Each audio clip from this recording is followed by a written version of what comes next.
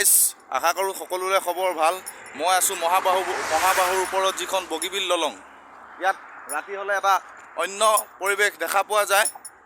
ভাল লাগিব, আপোনালোকে আহক। ভিডিঅ'টো যদি ভাল লাগে লাইক কৰিব, কমেণ্ট কৰিব, চেনেলটো ছাবস্ক্ৰাইব কৰি দিব, ভিডিঅ'টো আগলৈ আগবঢ়াই দিব। ধন্যবাদ।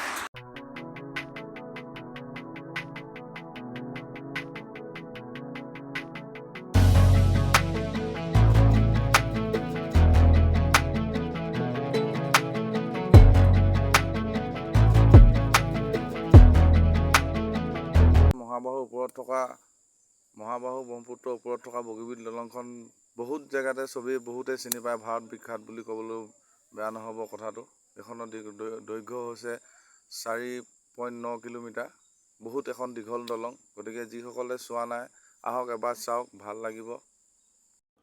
বগীবিল দলং আপোনালোকে দেখিছে, মই নাই দেখা বুলি ক'বলৈ যোৱা নাই, কিন্তু ৰাতি হ'লে ইয়াৰ যোনটো অনুভৱ, সেই অনুভৱটো আপোনালোকে পালেহে গম পাব পাৰিব যে বগীবিল দলংখন কি। ৰাতি ইয়াত ইমান গধূলি সময়ত আপোনাৰ সন্ধিয়া 7 বাজিছে আৰু 7:10 ইমানেই ভাল লাগে মানে আপোনাৰ ধুনীয়া বতাহ, ইমানেই মানে একদম বহুত ধুনীয়া লাগে। আপোনালোকে ৰাতি আহিলে গম পাব ইয়াত কেনেকুৱা লাগে।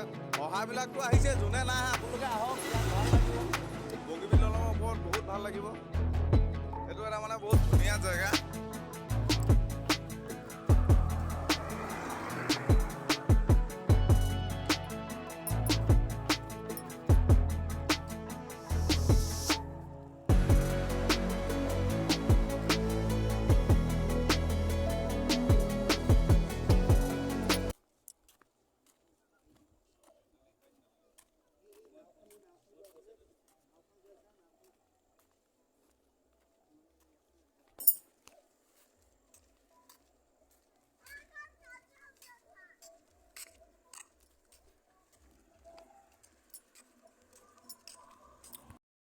এয়া হৈছে বগীবিল দলঙৰ ৰাতিৰ দৃশ্য।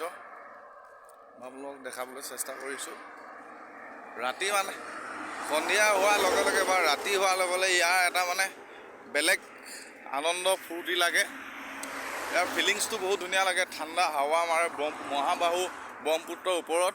ইমান ধুনীয়া এটা মানে পৰিৱেশময় ভাল লাগে।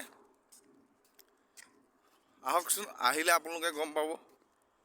এয়া চাওক, এয়া মই আগলৈও দেখাইছোঁ, পিছলৈও দেখাইছোঁ। এইফালে এয়া ব্ৰহ্মপুত্ৰ ৰাতি দেখা নাপায়। এয়া হৈছে বগীবিল দলং। হেল্ল' গাইজ, আশা কৰোঁ চবৰে খবৰ ভাল। মই আছোঁ এতিয়া বগীবিল দলঙৰ ওপৰত। ইয়াত সন্ধিয়া হ'লে যিটো পৰিৱেশ, মনোমোহা পৰিৱেশ, বহুত ভাল লাগে। আৰু আপোনালোকে যদি অহা নাই, যদি আহিছে, যোন আহিছে তেওঁলোক গম পায়, আৰু যোনে নাই অহা এই অনুভৱটো ল'বলৈ আহক। এটা বহুত মনোমোহা পৰিৱেশ মহাবাহু ব্ৰহ্মপুত্ৰৰ ওপৰত যিখন বগীবিল দলং। ৰাতি হ'লে ইয়াৰ এটা বেলেগ আমেজ পোৱা যায়। ৰাইজ, মই আশা কৰোঁ